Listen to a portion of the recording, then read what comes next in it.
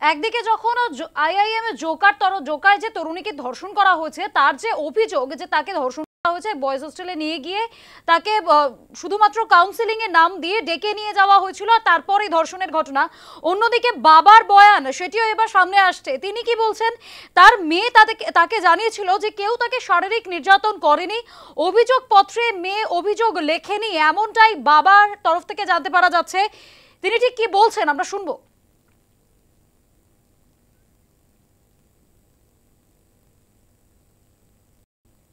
হ্যাঁ, কথা বলেছি।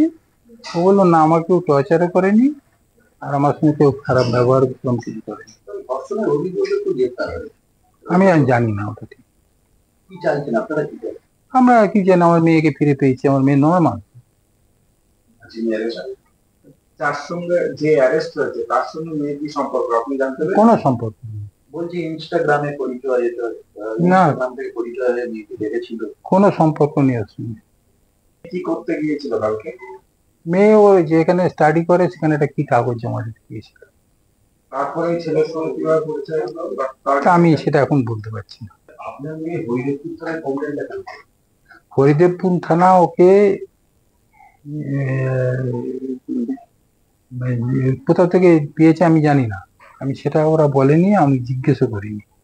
কেমন ওরা বেশিক্ষণ কথাবার্তা আমার সঙ্গে বলে। কমপ্লেন ও বললো আমাকে বলেছে, আমাকে দিয়ে লিখিয়ে নিয়েছি যেগুলো আমার মতে।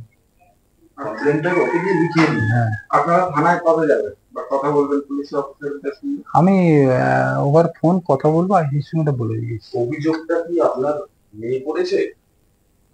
অভিযোগটা সেটা এখন বলছে না, আমার সবকিছু আমাকে দিয়ে লেখানো হয়েছে, আমি লিখিনি। ওখানকার কে বলেছে। মেয়ে কি প্রমাণ মধ্যে রয়েছে কি মনে হচ্ছে? না না, সে একদম পুরোপুরি ফিট। অভিযোগটা কে লিখেছে সেটা এখন আমি ওর কাছ থেকে ভালোভাবে দু একদিন পরে জানতে পারবো। মানে পুলিশকে বলি যে ওরা একটা অভিযোগের কথা বলেছে, কিন্তু আমার মেয়ের কাছে আমি যা জানলাম যে এরকম কোনো ঘটনাই ও বলছে ঘটেনি। আমি মেয়ের সঙ্গে কথা বলে জানলাম, মেয়ে বললো না এরকম কিছু হয়নি, আমাকে পুলিশ বলছিল আপনি মেডিকেলে গিয়ে এই বলবেন, আমি সেগুলো কিছু বলিনি ওগুলো।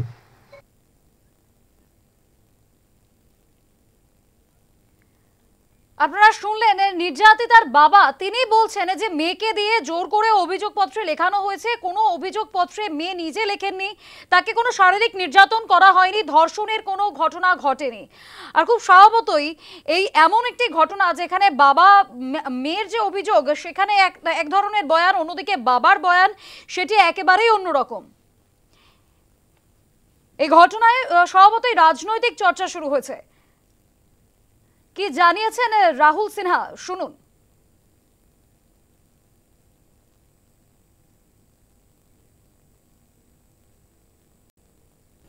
দেখুন, যেহেতু এই রাজ্যে ধর্ষণকারীদের তৃণমূল কংগ্রেস রাজনৈতিক শরণ দেয় এবং এখনো পর্যন্ত একজনও ধর্ষণকারীর সাজা হয়নি, সমস্ত ধর্ষণকারী হয় এই জাতীয় কুকর্ম করার পর বহাল তবিয়তে আছে, আর নইলে ধরা পড়লেও কদিন বাদে দেখা যাচ্ছে জামিন পেয়ে যাচ্ছে।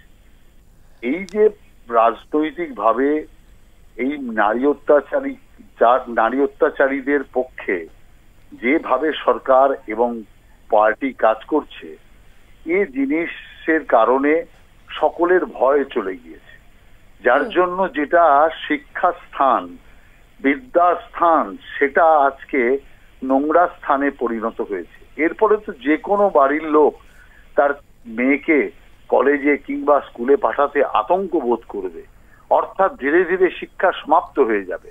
এই যে অবস্থা পশ্চিমবাংলায় চলছে, এর যদি পরিবর্তন করতে হয় তাহলে কঠোর শাস্তি দরকার, নিরপেক্ষ তদন্ত এবং কঠোর শাস্তি এর থেকে মুক্তি দিতে পারে।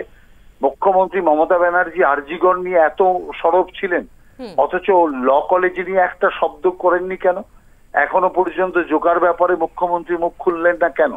অর্থাৎ সারা রাজ্য জুড়ে মহিলার উপর এত নির্যাতনের পর, কলেজে কলেজে নির্যাতনের পর রাজ্যের মহিলা মুখ্যমন্ত্রী আশ্চর্যজনকভাবে চুপ। এটাই হচ্ছে এই ঘটনার আরো বেশি বাড়ানোর একটা বড় কারণ।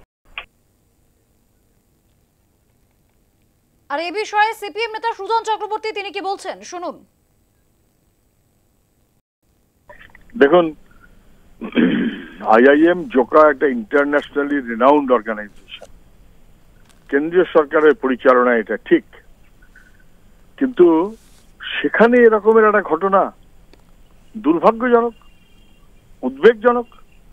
পশ্চিমবাংলার মান এতে ক্রমশ নামছে, মর্যাদা কমছে, এবং রাজ্য সরকারের শিক্ষা প্রতিষ্ঠানে তো বটেই, এখন কেন্দ্রীয় শিক্ষা প্রতিষ্ঠান ভয়াবহ, ভাবাই যায় না, এবং এসবের কোনো ক্ষমা হতে পারে না। মুখ্যমন্ত্রী কাকদ্বীপ, কামদুনি, কাটোয়া, ধূপগুড়ি এই সমস্ত প্রশ্রয় দিতে দিতে একটা এমন জায়গা করে সত্য, এ খুব বিপজ্জনক। এবং তার সঙ্গে সঙ্গে রাজ্যের শিক্ষা প্রতিষ্ঠান, মেডিকেল কলেজ হোক অথবা ল কলেজ হোক, ভয়াবহ। তাতে না হয় মুখ্যমন্ত্রী আপত্তি করতে পারেননি, যেহেতু রাজ্য সরকারের প্রতিষ্ঠান, এটা তো কেন্দ্রীয় সরকারের প্রতিষ্ঠান। মুখ্যমন্ত্রীকে দয়া করে একবার অন্তত তার কথাটা বলবেন, চুপ করে না থেকে তিনি কি মুখ খুলবেন? এটা কেন্দ্রীয় সরকারের প্রতিষ্ঠান, অন্তত এবারে মুখ খুলুন। আগে না রাজ্য সরকার মুখ খুলতে পারেননি। খুব বাংলার মান মর্যাদা নষ্ট হচ্ছে এবং এটা ভয়াবহ হচ্ছে আমাদের সমাজ জীবনের জন্য। আইআইএম জোকা ভাবাই যায় না।